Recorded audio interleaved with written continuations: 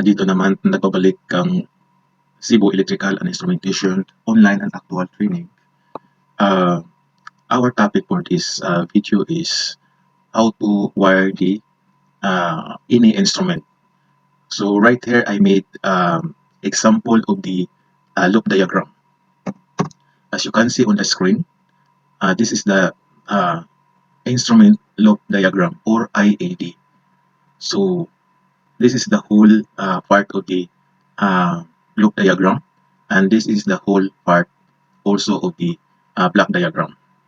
So let us start from the transmitter. At this side, I use the instrument like control valve. This is the control valve, and this you can see this one, this red and blue and red. This is for the wiring. So I will show you how to wire the transmitter, instrument transmitter, from the transmitter itself is up to the DCS module. So I gonna explain from the transmitter control valve. So we have here two wires. All the instrument component, there should be two wires only, which is the positive and negative. So from the instrument wire, from the field, it's going to the junction box. This junction box, it is also located in the field. So the wiring from the control valve is going to the junction box. There is inside the junction box, there is terminal blocks that you can connect the wire each other. So from the junction box wiring, it's come to marshalling cabinet. This marshalling cabinet should be located on the control room or auxiliary room of instrumentation control room. So as you can see inside here, this is marshalling cabinet, meaning the marshalling cabinet as a control system. This is backside of the control system because the wiring from the field is come direct to the marshalling cabinet terminal block. As you can see on the screen, this blue wire is connected to the terminal blocks. This is the terminal blocks. So from the marshalling cabinet terminal blocks is connected to the control system cabinet.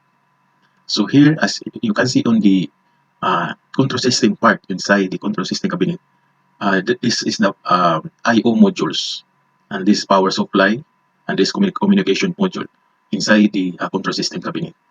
So this control valve signal is this control valve is connected to the I/O module analog output.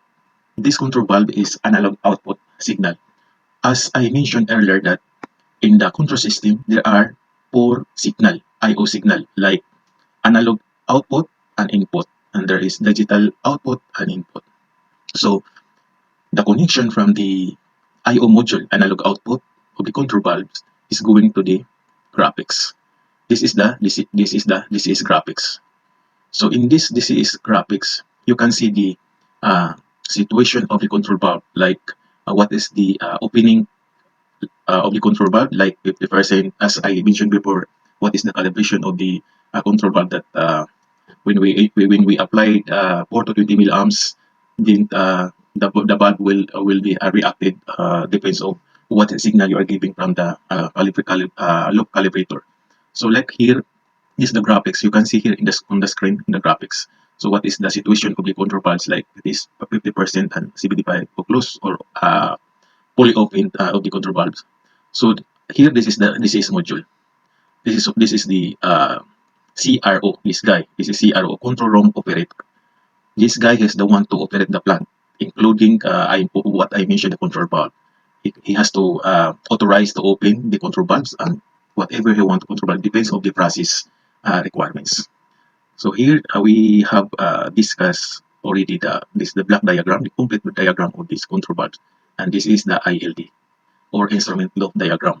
From the control valve, going to the junction box, going to the marshalling cabinet, going to the control system cabinet, and then going to the DCS graphics, and then DCS console. So this is the whole explanation of the control valve wiring diagram and block diagram. I hope you have understand some of my explanation.